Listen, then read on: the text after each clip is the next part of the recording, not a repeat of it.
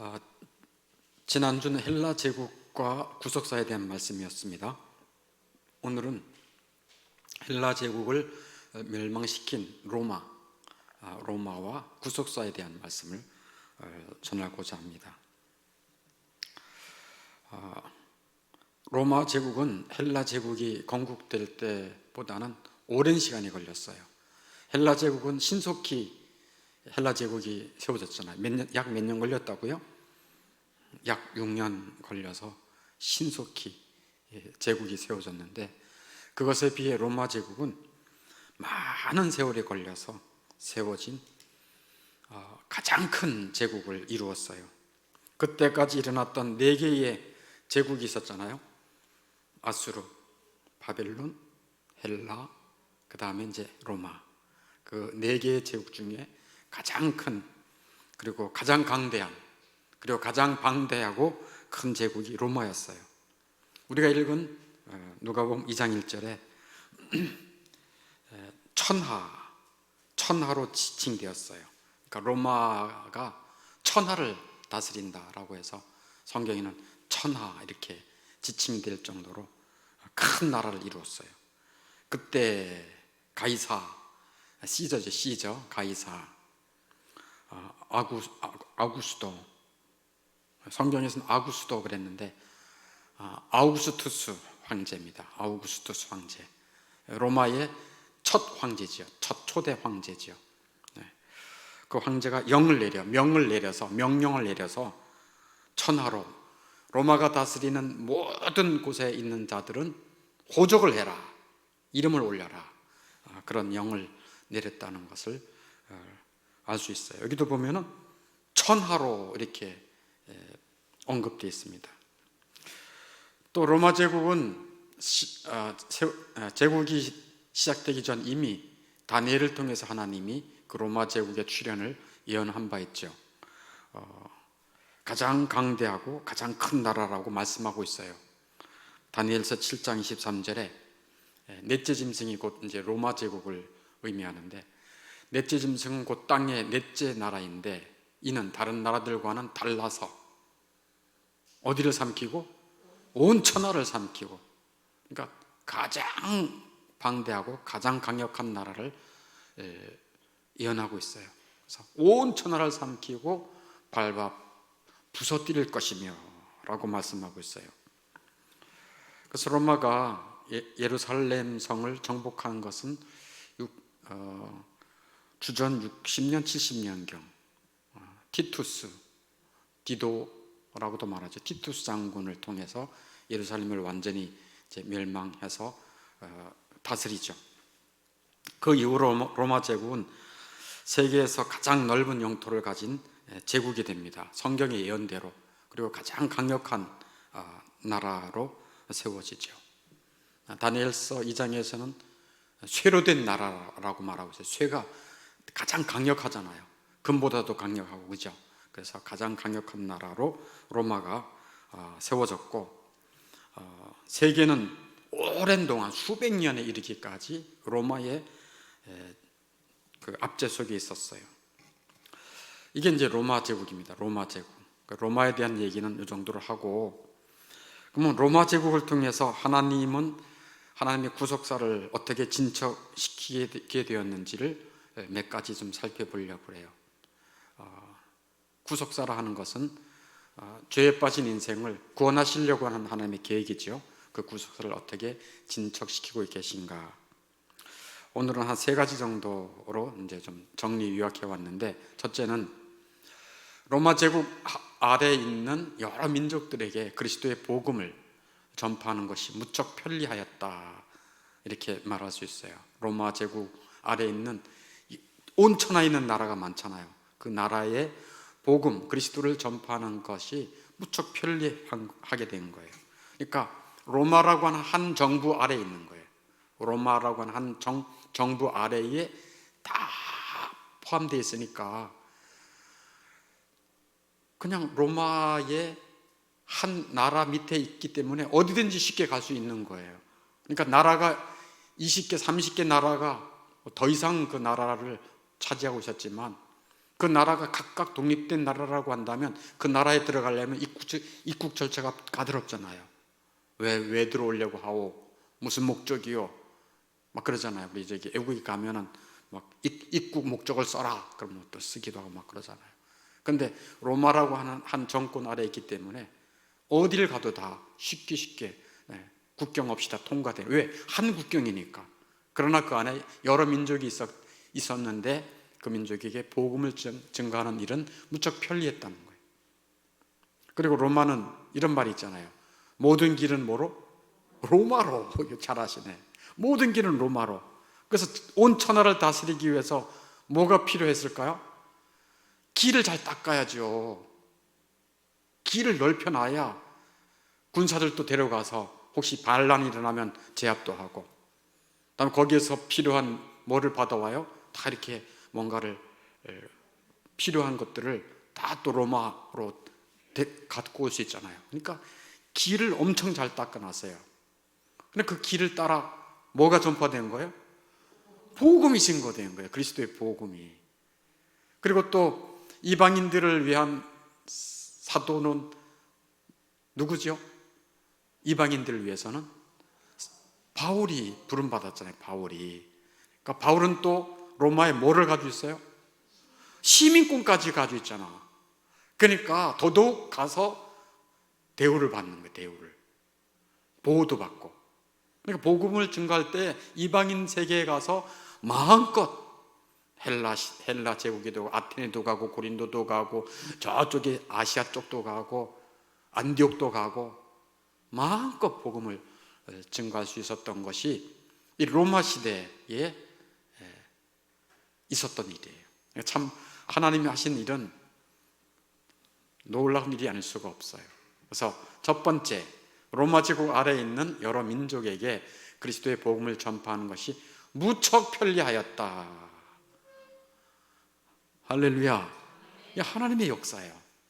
가장 넓은 지역에 하나님이 인생을, 죄인들을, 비참 속에 있는 인생들을 구원하시기 위해서 그 기쁨의 소식, 복음을 온 나라에, 많은 나라에 쉽게 편리하게 전할 수 있었다는 것은 하나님의 섭리인 것입니다. 이게 그 첫 번째예요.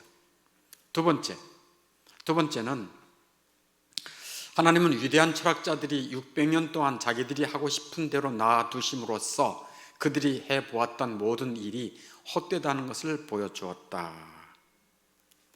그러니까 로마 제국 시기에는 철학과 학문이 최고의 전성기를 이루었어요.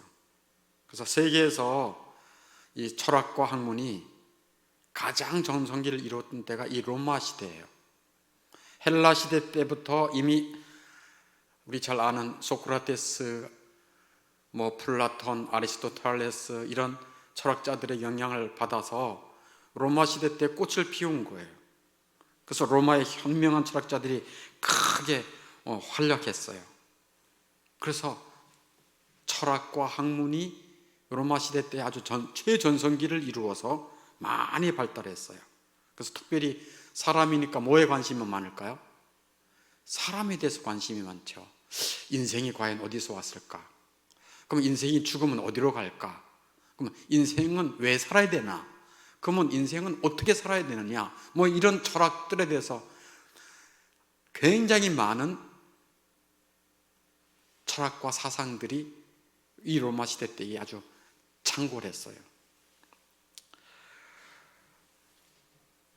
이런 인생의 철학 또 학문이 많았지만 사실은 600년 동안 방황했어요. 그대로 다 내비뒀어요.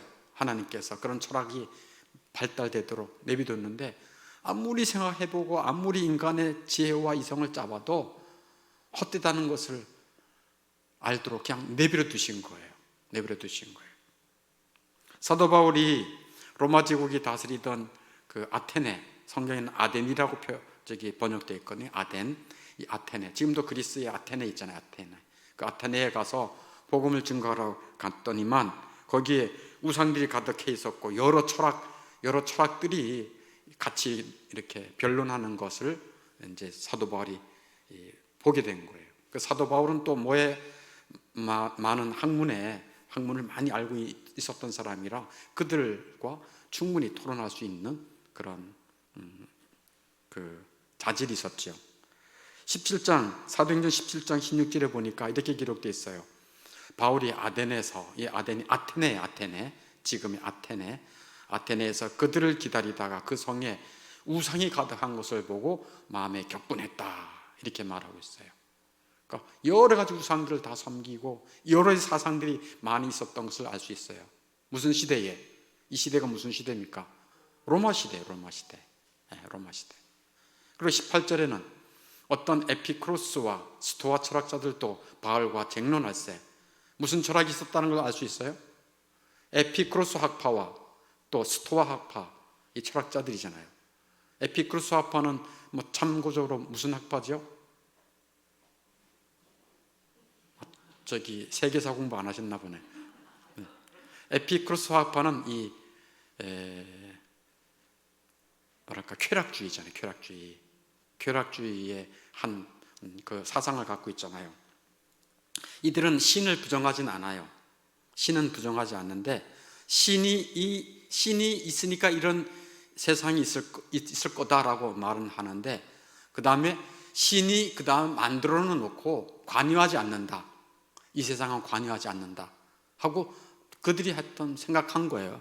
자기들 머리로 생각한 거예요. 관여하지 않는다. 인간은 태어나서 살다가 죽으면 끝이다. 그냥 무로 돌아간다. 그러므로 즐겨라. 에피크로스 학파예요. 쾌락주의. 그래서 이 로마가 망하게 된 여러 가지 요인이 있지만 그 중에 하나가 뭐죠? 음란하고 방탕한 것이 많았잖아요.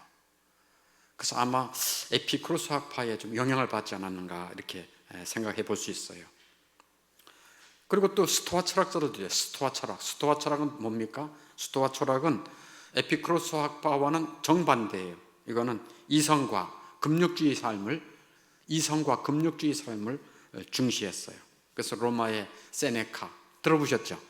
세네카도 이 로마의 이 스토아 철학에 영향받은 사람이에요. 그 스토아 철학의 그 사상이 있고요. 그다음에 이제 황제 중에서 마르쿠스 아우렐리우스라는 로마 황제가 있어요. 마르쿠스 아우렐리우스. 이 사람은 철학적인 그 사상을 많이 갖고 있었는데 그 사람이 쓴 책도 있어요. 근데 이 마르쿠스 아우렐리우스도 스토아 철학에 심취한 사람이에요.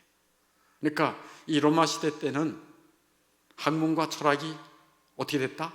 굉장히 전성기를 누리고 있었다는 것을 알 수 있어요.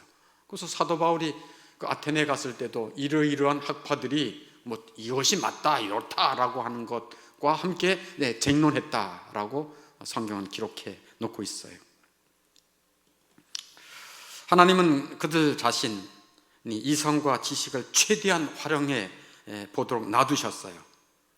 수많은 철학과 학문이 있었는데 이런 학문과 철학 사상 아래 사람들은 더 지혜롭고 더 나아지고 더 행복해져야 되는데 그렇지 않았어요. 이런 사상과 학문이 있음에도 불구하고 사람들은 더 어리석고 더 사악하고 더 불행해진 거예요.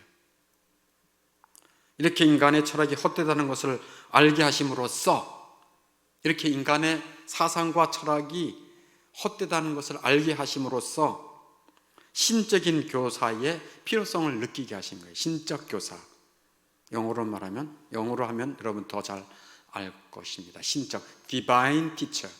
어떤 신적인, 정말 신께서 오셔서 인생에 대해서 가르쳐 주시는, 이건 사람의 이성으로는 진짜 아니구나, 모르겠구나, 헛되구나, 더 불행하구나, 에피쿠로스처럼 그렇게 즐겨보니 허무하구나, 금욕적으로 이성적으로 살아보니 그것 또한 채워지지 않는구나 라는 것을 알게 함으로써 뭐의 필요성을 부각시킨 거예요? 신적 교사. 신적 교사가 누구요? 예수 그리스도의 필요성을 사람들에게 부각시켜 주신 것입니다. 이게 하나님이 행하신 일들이에요. 그래서 600년 동안 내비둔 거예요. 너희들 마음껏 너희들의 이성으로, 너희들의 지혜로 한번 생각해 봐라. 인생의 뭔지를, 우주가 어떻게 됐는지를 생각해 봐라. 인간의 학문의 무익함을 보여주신 후에 하나님은 그 학문들을 신적 계시의 하녀들로, 종들로 썼습니다. 그러니까 신적 계시의 하녀들이라는 얘기는 이 하나님의 말씀을 드러내는 데 있어서 이런 학문들이 잘 활용되도록 하나님이 쓰셨다, 그런 얘기입니다.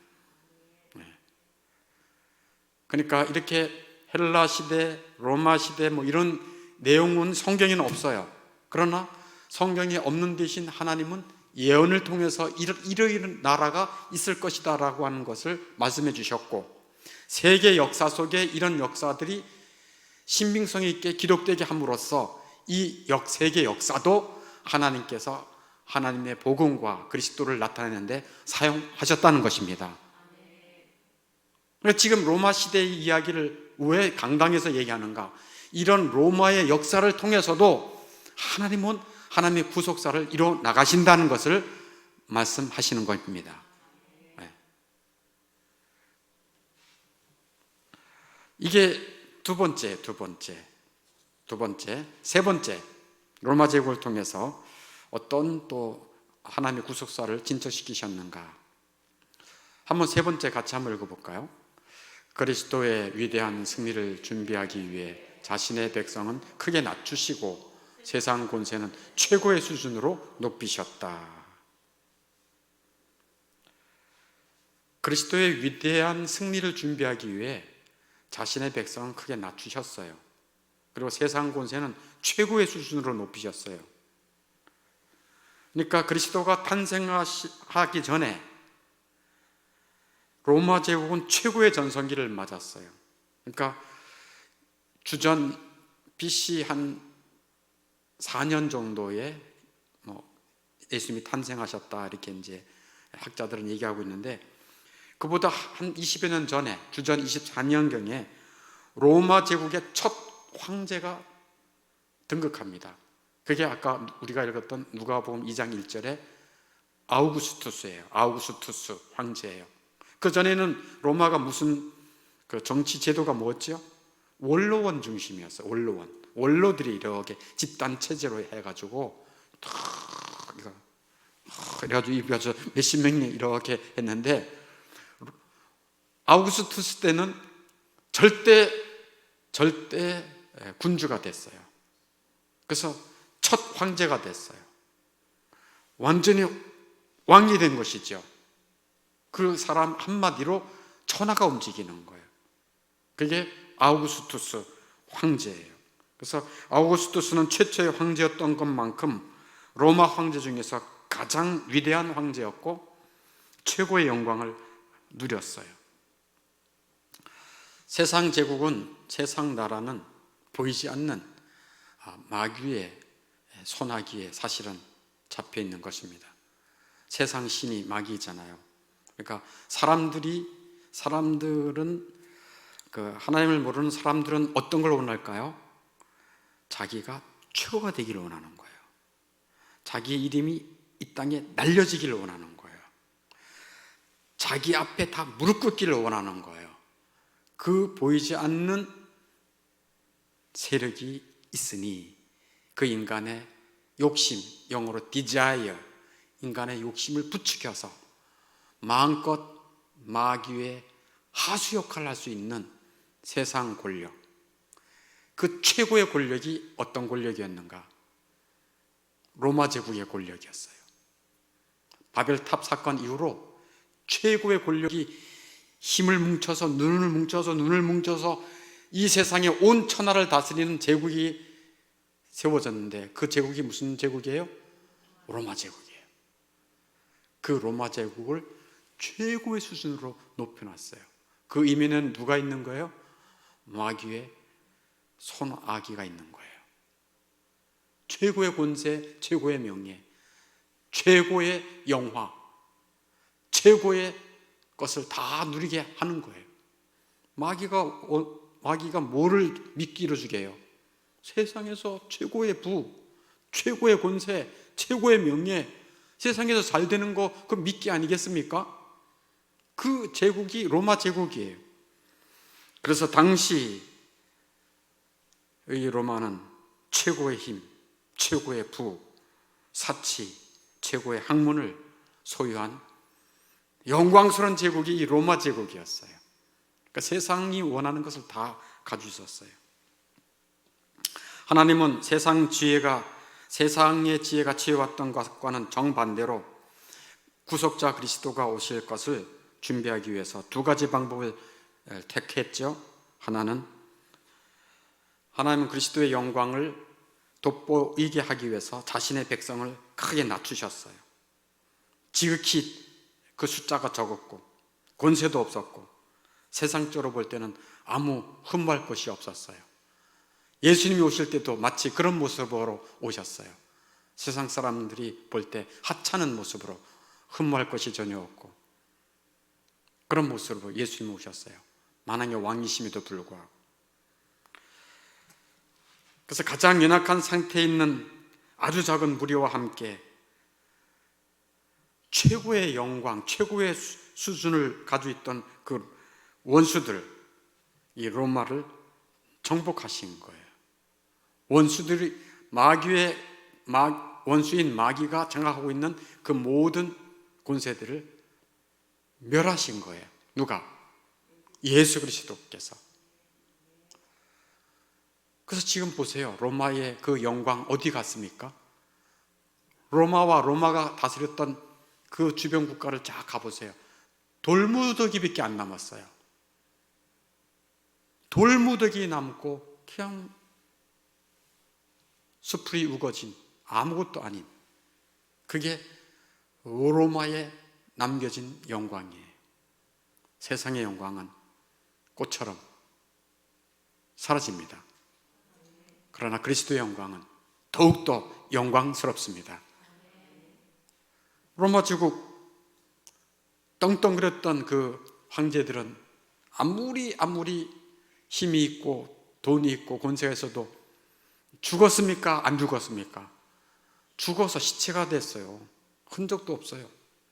그러나 우리 주 예수 그리스도는 죽음을 이기고 부활 승리하셨습니다. 영원한 왕이세요. 인간 왕은요 다 죽어 없었어요. 그러나 영원한 왕 예수님은 죽지 않고 영광스럽게 지금도 살아 계십니다. 그의 나라는 영원한 나라입니다.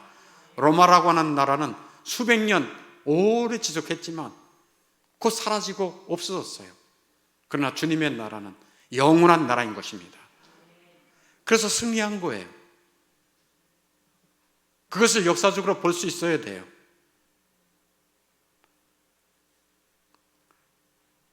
예수님이 부활 승천하신 후에 12제자의 복음 증거, 사도 바울의 복음 증거를 통해서 로마 시대 때에 복음이 전 세계에 전파됐거든요. 생사여탈권을 로마 시대에 황제가 쥐고 있었어요. 이렇게 뭐라는 거예요? 죽이란 얘기예요. 이렇게 하면요 살려라. 그 사람 저기 벌건 옷 입혀서 큰 자리 하나 줘라. 그러면 권세 있는 거예요. 사람들은 황제가 거의 신이었어요. 그리고 어떤 미친 황제는 자기가 신이라고 신으로 추대하라고 강요하기도 했어요. 인간일 뿐인데. 그러나 예수 그리스도를 믿고 죄에서 자기를 구원해 주신 분이 예수님 것을 믿고 예수님이야말로 큐리오스, 주, 진정한 주인이시다, 왕이시다라고 믿는 자들은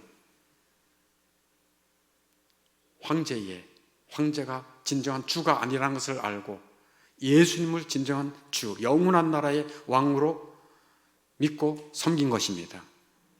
믿음을 지킨 거예요. 그래서 계시록 1장 5절에 보면 땅의 임금들의 머리, 저를 따라해 보세요. 땅의 임금들의 머리. 누구를 그렇게 말하고 있어요? 예수 그리스도를. 땅의 임금들이 수없이 많이 이 땅에 있다가 사라졌는데 그 모든 임금들의 머리가 누구다? 예수 그리스도다. 그 당시 핍박을 받고 박해를 받던 그리스도인들에게 계시록 쓴 거 아니겠습니까? 너희들이 믿는 예수가 땅의 임금들의 머리다. 만왕의 왕이시다. 이 세상은 사라지지만 그리스도와 그의 나라는 영원히 있다. 이런 말씀들을 들으면서 초대교회 교인들은 믿음을 지켰어요. 그 당시 로마 시대 때에 황제를 주로 인정하지 않으면 모든 박해와 죽음까지 불사했어요. 잘 먹고 잘 사는 건 두 번째예요. 그 시대에 내가 세상에서 성공해야지 이런 거 꿈도 못 꿔요. 참된 그리스도인들은. 죽지 않으면 다행이에요. 순교당하지 않으면. 그래서 어디에 숨어서 믿음 생활했습니까? 카타콤. 지금도 로마 가면 카타콤 있잖아요. 네, 카타콤. 거기 지하에 파고 거기서 빛 하나도 없는 곳에서 서로 이렇게 주님 섬기고 또 예배하고 또 자기들은 그렇게 목숨이 경각간에 있는데도 또 뭐 했어요? 복음을 자기들만 알고 있었을까요? 그래도 전했을까요? 그래도 전했어요. 고위 관료들의 집에 가서 일해주고 돈 받아오지만 그러면서도 복음을 증거했어요. 로마의 박해는 정말 끔찍하고 오랫동안 지속됐어요.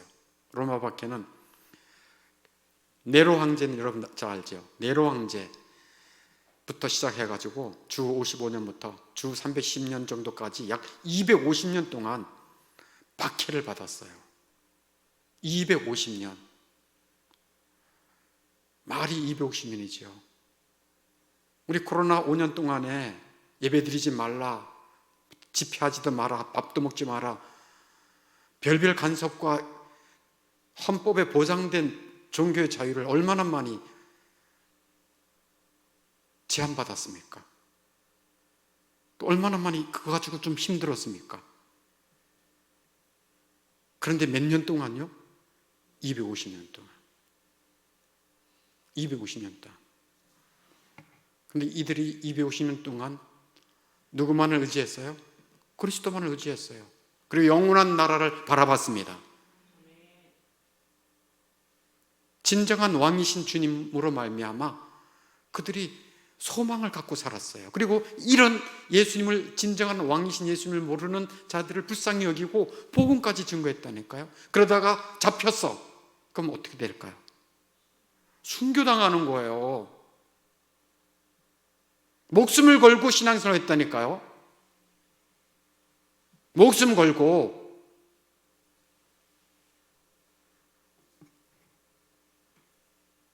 지금은 자기 목숨 병 걸려 죽을까 봐 교회도 안 나오잖아요. 목숨을 걸고 예수님을 믿었어요. 그래서 그때 이런 말이 있었어요. 순교는 세상을 향한 확실한 그리스도의 변증이다. 순교는 세상을 향한 확실한 그리스도의 변증이다. 그리스도가 정말 구원자이십니다. 나의 왕이십니다. 라고 하는 확실한 변증은 그의 순교를 통해서 보여주는 거다 이거예요. 순교를 통해서. 그래서 엄마가 어린 자녀를 가슴에 안고 사자에 찢겨 죽는 그런 사진도 있어요. 울지 마. 예수님이 우리와 함께 하셔. 그리고 찢겨 주는 거예요. 로마 콜로세움, 빌립보 성, 데살로니가 가면 그때 당시에 찢겨 죽었던 그런 경기장들이 다 있어요. 어떤 무명 순교자는 이렇게 고백을 합니다. 죽기 전에, 사자에 잡혀 먹겨 죽기 전에 내 마음을 조사해 보시오. 그리스도 예수를 향한 사랑밖에는 없을 것이요 하고 고백해요. 내 마음을 조사해 봐요. 내 마음에는 그리스도 예수를 향한 사랑밖에 없어요. 이그나티우스라고 하는 교부가 있어요. 속사도 시대에 좀 귀한 교부예요. 그가 사자에 찢겨 죽기 전에 이렇게 말했습니다. 그리스도를 소유할 수만 있다면 화형이나 십자가나 짐승에 찢겨도 두려워하지 않겠다. 나에게는 오직 그리스도가 있을 뿐이다. 그리고 찢겨 죽었어요. 폴리오라고 하는 순교자는 이런 말을 했어요. 나는 죽어도 좋습니다. 그러나 나의 주님을 배반할 수는 없습니다. 제롬이라고 하는 교부가 있어요. 제롬. 거기는 화형당해 죽었어요. 불길 속에서 내 영혼을 그리스도 당신께 드립니다.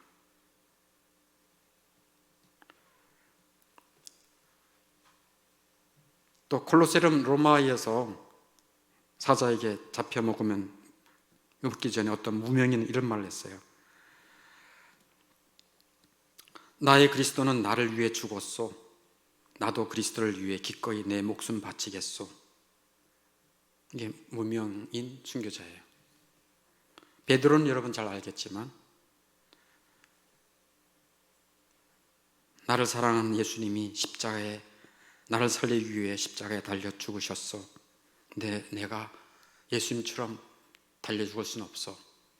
나를 거꾸로 매달아 십자가에 박으시오.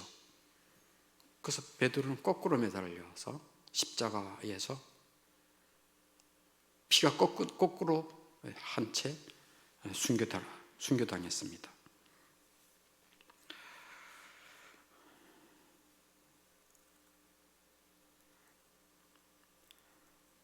그때 그리스도인들은 세상에서 부귀영화 꿈도 안 꿨습니다. 왜냐하면 그리스도의 나라는 이 세상에 속한 것이 아닙니다.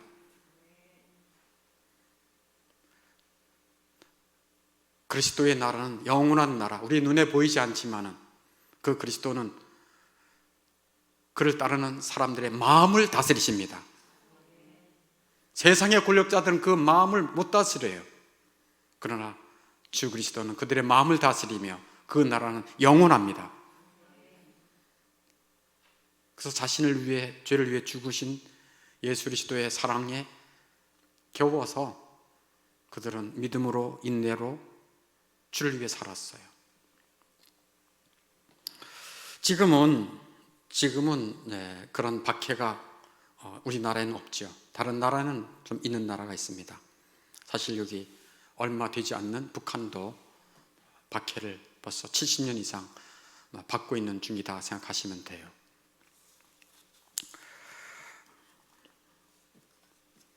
지금은 박해는 없지만 정말 그리스도를 나의 주로, 나의 하나님으로 믿는 사람들은 어떻게 살아야 될까? 여러분들은 예수님을 내 마음에 사랑하는 주로, 왕으로 모시고 있습니까? 그렇다면 어떻게 살아야 될까? 한 3가지를 적용의 문제로 제가 말씀드릴래요. 첫째는 주의 나라를 위해 살아가는 것입니다. 세상 나라에서 성공하기 위해 사는 것이 그리스도인들이 아니에요. 로마 제국처럼 세상의 영화는 돌무더기가 돼버립니다. 그러나 주님의 나라는 영원합니다. 그래서 예수님이 말씀했어요. 저를 따라서 너희는 먼저 그의 나라와 그의 의를 구하라. 네, 영어로 Seek first His kingdom. 그의 나라를 먼저 구하라. 우선순위. 이 세상에서 잘 되는 것이 우리의 목표가 아닙니다. 주님의 나라가 이 땅에 세워지는 것이 목표인 것입니다. 그래서 너희는 먼저 그의 나라를 구하라. Seek His kingdom. 그의 나라. 나의 나라 세우는 게 아니에요. 그의 나라 세우는 거예요. 그리하면 이 모든 것을 너에게 더하시리라. 너희가 이 땅에 살면서 먹고 마시고 입어야 할 거 내가 다 아느니라. 이런 것은 덤으로 줄게. 너희들이 우선적으로 해야 할 일은 그의 나라를 구하는 거야. 하나님의 나라가 이 땅에 세워지기 위해서 쓰시는 공동체가 뭐죠? 교회 아닙니까? 그래서 교회가 주님 안에서 든든하게 세워지기를 위해서 헌신하고 사랑하는 것입니다. 이 교회를 통해서 그리스도의 복음이 증거될 수 있도록 애를 쓰는 것입니다. 그때 주님의 나라가 확장되고 세워지는 거예요. 그래서 그의 나라, 첫째는 그의 나라를 위해 사는 것입니다. 세상 나라 위해 사는 것이 아닙니다. 세상에서 잘 나가는 것이 우리의 기도의 제목이 아닙니다. 주님의 나라가 잘 되는 것, 주님의 나라가 속히 이 땅에 임하는 것, 그것을 위해서 살라라고 주 예수님이 분명히 말씀해요. 그래서 첫 번째, 주의 나라를 위해 살라. 두 번째는 주의 이름을 위해 살아라. 주의 이름이 너의 삶을 통해서 존귀함을 받기를 위해서 힘써라. 자기가 그런 의향이 있어야 돼요. 어떤 의향? 나를 통해서 주님의 이름이 존귀함을 받기를 원합니다라고 하는 의향, 뜻이 있을 때 그것을 위해 살아가요. 그런 뜻이 없는 사람은 자기 이름을 위해 살려고 해요. 자기 이름. 자기 자아를 위해 사는 것은 옛날에 족한 겁니다. 죄라고 하는 게 뭡니까? 자아를 위해 사는 거예요. 자아유의, 자아의 이름, 내가 좀 더 잘 보이게, 돋보이게 하는 것, 사람들에게 괜찮은 사람으로 보여지려고 하는 것, 내 이름이 널리 전파되는 것, 내 인정받는 것, 교회에서도 나를 인정해 주는 것, 내 이익을 챙기는 것, 이게 다 자기를 위해 사는 거예요. 빌립보서 1장 20절에 보면 사도 바울이 그래요. 살든지 죽든지 내 몸에서 그리스도의 이름이 존귀임 받기를 원한다. 그게 그리스도인이에요. 왜냐하면 나 같은 자를 주님이 사랑하셔서 죽으셨습니다. 자기 생명 바쳐서 생명을 사셨습니다. 그러니까 이제는 사나 죽으나 내가 나다울 수 있는 것은 주님의 이름을 위해 사는 것입니다. 나를 위해 사는 것은 하나님을 대적하는 것이에요. 죄 중에 죄가 나를 위해 사는 거예요. 아주 그냥 간단히 생각해 보세요. 하늘에 있는 천사가 하나님이 모든 좋은 것을 천사들에게 다 줬어요. 그런데 천사가 어떻게 했습니까? 그 모든 준 하나님을 기억하지 않고 자기를 높이려고 했어요. 그래서 그 천사가 범죄한 천사가 된 겁니다.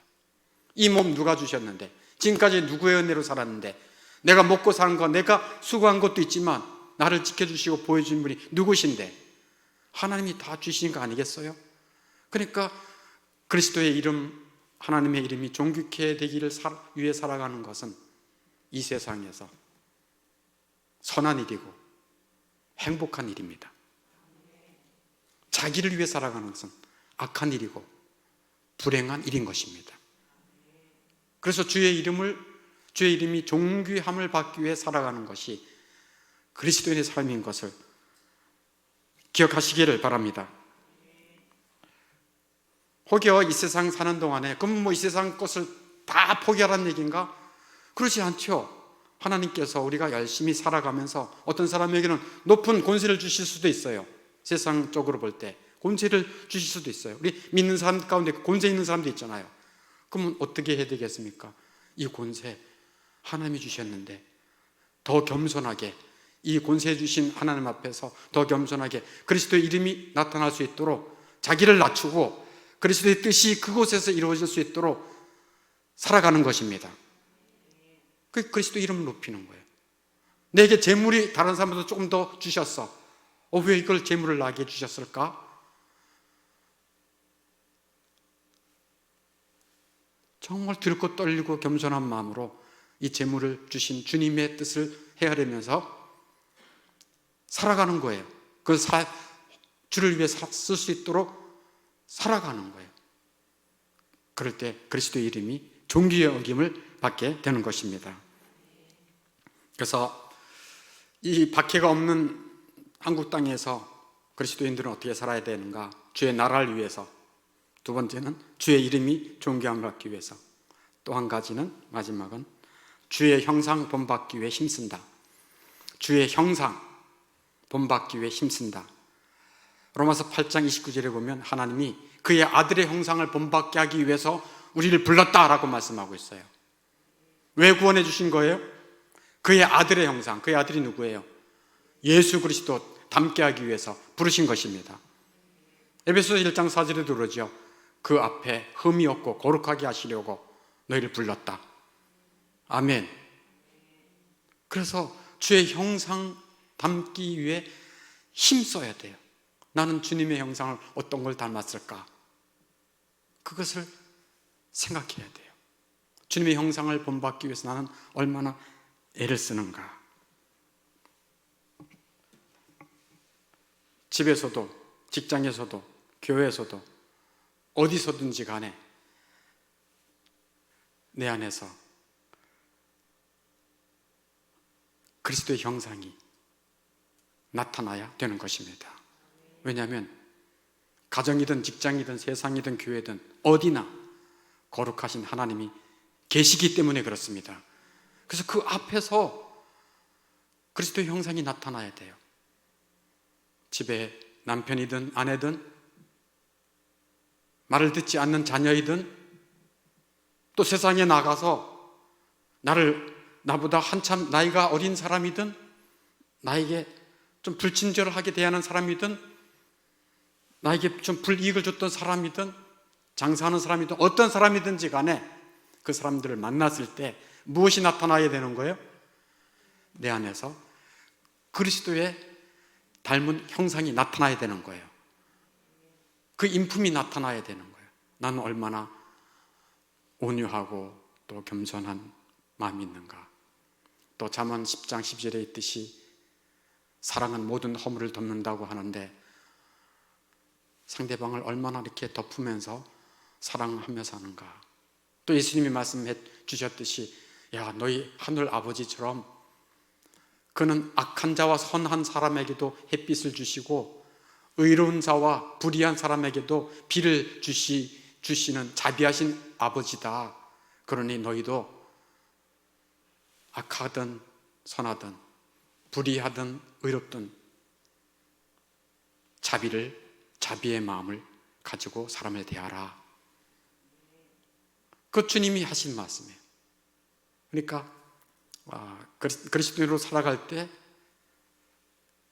내 안에서 그리스도를 닮은 성품이 얼마나 있는가. 나는 그냥 화내는 것을 너무 쉽게 내지는 않는가. 성내는 것은 하나님의 의를 이루지 못함이라 라고 했는데 성 한번 내고 정말 처절하게 회개하면서 제가 그리스도를 닮기를 원합니다. 그러한 그 마음의 자세가 필요한 것이죠. 그래서 지금은 이런 생각을 좀 했습니다. 어떤 생각을 했냐면은 로마 시대 때는 박해도 하고 막 사자에게 찢기기도 하고 화형도 당하고 그랬잖아요. 그러니까 내가 갖고 있는 내 자아의 이 고집과 못된 기질들이 다 있거든요. 그런 기질들이 나올 때마다 어떻게 해야 될까요?